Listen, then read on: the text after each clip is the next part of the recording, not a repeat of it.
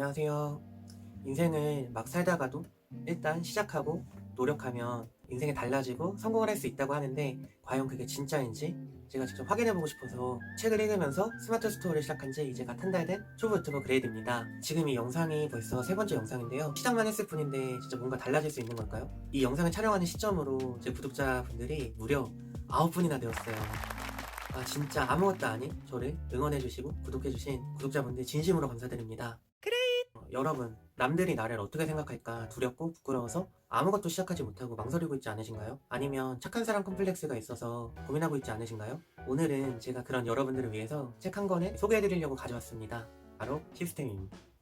사실은 제가 그런 사람이었어요. 남들에게 항상 좋은 사람이어야 해서 제가 원하지 않은 일도 늘 할 수밖에 없었어요. 그렇게 남들의 욕구만 채워주다 보니까 정작 제 욕구는 충족되지가 않은 거예요. 그러다 보니까 내면의 불만이 가득 차게 되고 그게 또 쌓이니까 원망이 가득해져서 쉽게 이해하고 넘어갈 수 있는 일도 화를 내고 다툼이 많이 생기더라고요, 사람들이랑. 지금 생각해보면 자격지심 때문이었던 것 같아요. 젊은 나이인데도 늘 의기소침하고 인생이 매사 부정적이게 되더라고요. 내 자신을 위해서 아무것도 하지 않으니까 인생이 즐겁지 않고 계속 삐뚤어지게 되더라고요.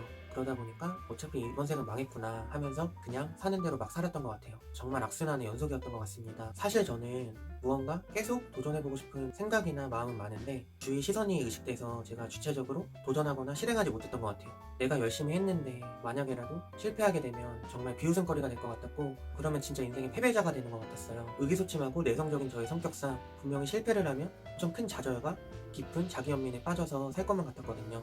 실제로도 정말 그랬고요. 그런 저를 유튜브라는 큰 도전을 하게 용기를 준 스콧 애덤스가 지은 책 더 시스템에 대해서 여러분들과 이야기해보려고 합니다. 이 책을 가장 쉽게 표현하는 문장이라면 목표는 패배자들이나 하는 짓이다. 패배자는 목표를 설계하고 승자는 시스템을 만든다. 이 정도로 볼 수 있겠는데요. 저는 이런 내용이 아니라 제가 여기에서 감명받고 느낀 다른 인사이트에 대해서 얘기를 해보려고 합니다. 저는 세 가지 정도로 나눠서 이야기를 해보려고 해요. 그 첫 번째, 이 책에서 저자는 성공과 실패는 뗄래야 뗄 수 없는 관계라고 말합니다. 성공하기로 결정했다면 수많은 실패들이 올 수밖에 없기 때문에 실패와 특별한 관계를 구축해야 된다라고 얘기하는데요. 저자는 실패를 불러들이고 실패를 견디면서 실패가 지닌 진정한 가치를 인정합니다. 실패에서 배울 점을 뽑아먹는다고 표현하는데요. 수많은 성공한 사람들이 보통 실패담을 공개하지 않거나 얼버무리고 넘어가기 때문에 다른 사람들 눈에는 태어날 때부터 대단한 사람인 것 마냥 보이죠. 그리고 결정적으로 사람들은 성공한 사람들의 실패담에 대해 궁금해하지 않습니다. 보고 싶은 것만 보기 때문이죠. 제가 그동안 그 무엇도 도전하지 못했던 이유가 바로 실패를 바라보는 잘못된 관점 때문이었어요. 성공이라는 것은 처음부터 특별하고 대단한 선택받은 사람들만 할 수 있는 거라고 생각했거든요. 그래서 자수성가를 했다라고 말하는 사람들이 어려웠던 시절들을 얘기하면서 야 너도 할 수 있어 이런 메시지들을 저는 믿지 않았어요.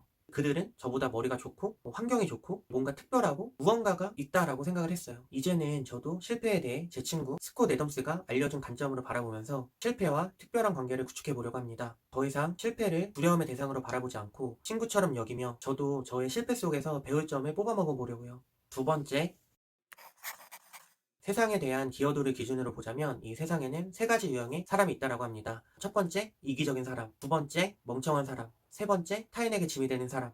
저자는 이기적인 사람이 되는 것이 최상의 선택이다 라고 말합니다. 93페이지에 이런 말이 있어요. 우리는 이타적인 행동을 해야 한다고 설계되었다. 문제는 덜 이기적인 삶에 대한 강박이 우리를 근시안적으로 생각하게 한다는 점이다. 우리는 매일 덜 이기적인 사람으로 보이기 위해 자신의 미래를 속인다고 합니다. 성공하기 위해 나에게 집중해야 할 시간에 남들을 돕느라 운동을 빼먹는 등 남에게 좋은 사람으로 보이기 위해 정작 나를 위해 할 일에 집중하지 못한다는 건데요. 제가 엄청 그랬습니다. 스콧 애덤스는 이런 제게 이런 말을 건넸습니다. 96페이지인데요.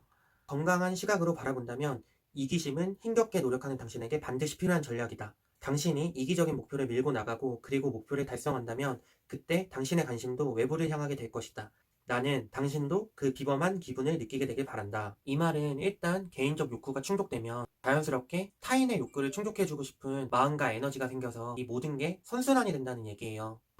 여기서 망치를 맞았습니다. 흔히 내 자신을 먼저 사랑하라고 하잖아요. 근데 이 말은 너무 추상적이란 말이에요. 착한 사람 컴플렉스가 있는 저 같은 사람한테는 나 자신을 먼저 사랑하라는 말이 정말 어렵게 느껴지는데요. 제 친구 스콧 애덤스는 같은 말이라도 제가 이해하기 쉽게 풀어줬습니다. 누군가를 생각하고 도와준다라는 거는 정말 엄청난 에너지가 필요한 일이에요. 근데 저는 그런 에너지가 고갈된 지 진짜 너무 오래되었던 것 같아요.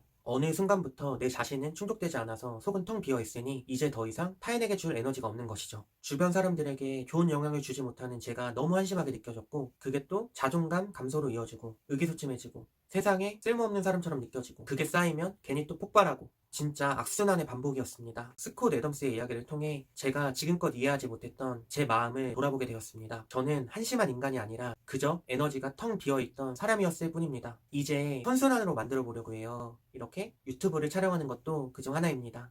잠깐. 책을 읽어보시지 않으신 분들은 오해하실 수도 있을 것 같아요. 여기서 말하는 이기심이란 자기밖에 모르는 반사회적인 인간이 되라는 말이 아니에요. 다시 말씀드리지만 나 자신부터 채워져야 진정으로 그리고 지속적으로 남들을 도울 수 있다라는 말입니다. 스콧 애덤스는 가장 이상적인 이기심이란 시간을 들여 운동하고 올바르고 규칙적인 식사를 하고 탄탄한 경력을 쌓으면서도 가족들, 친구들과 즐거운 시간을 보내는 것이라 말합니다. 이건 상황을 장기적인 관점으로 바라보아야 된다는 얘기예요. 이런 멋진 미래를 생각하면서 전 지금 건강한 이기심으로 제 자신에게 집중하기로 했습니다.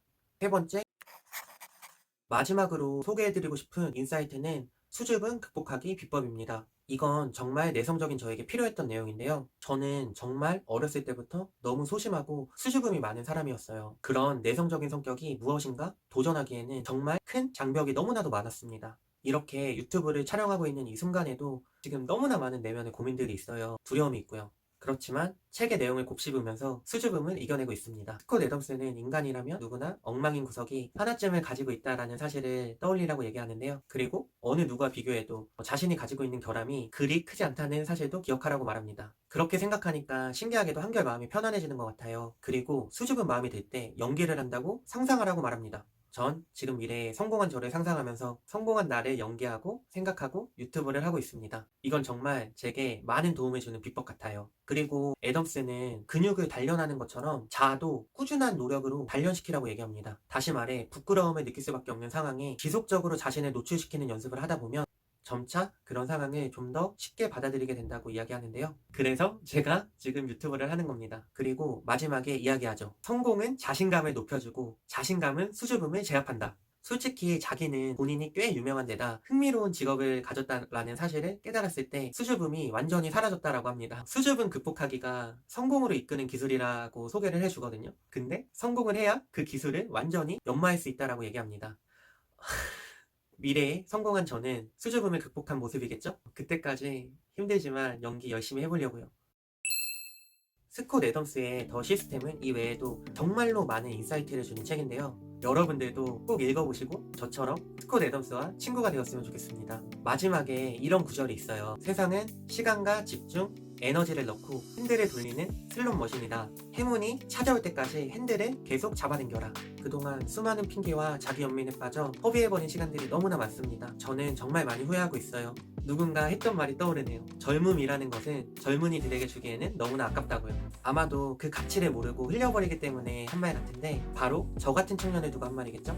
이제 더 이상 시간 낭비하지 않으려고요. 혹시라도 포기하고 안주하고 주저하려는 미래의 제가 이 영상을 보고 정신을 똑바로 차렸으면 좋겠습니다. 야 박그레이, 너 뭐하고 있어? 실행하라고. 시도하지 않으면 아무것도 얻을 수 없어요. 제가 시도하지 않았다면 9분의 소중한 구독자분들도 만나지 못했겠죠? 항상 도전하고 실패하며 그 속에서 배우고 성장하는 그레이시 되겠습니다. 여러분의 구독과 좋아요는 제게 정말 큰 힘이 담긴 응원이 됩니다. 지나시는 길 구독과 좋아요 부탁드립니다. 시청해주셔서 감사합니다. 그럼 다시 찾아올게요.